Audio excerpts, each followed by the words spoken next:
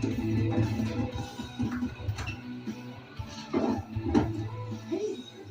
Mr. Pizza Coley. Hey, how you doing? 30 pizzas didn't get delivered last night. If I ever found out you was taking my pizza home for your own eating pleasure, I will crush you like a doodle bird. Look, it's an elephant. What? It's just a mailman.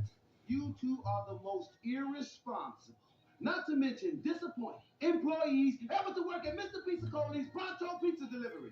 But a trained dolphin could do a better job than you. Well, sure, but then the pizzas would get all wet. Look, the unicorn. A unicorn? Sorry, I guess it was just a regular horse. Weird. I know you've been embezzling my pizza, and I will catch you eventually. And when I do, I swear to God, you will never deliver pizzas in this town again.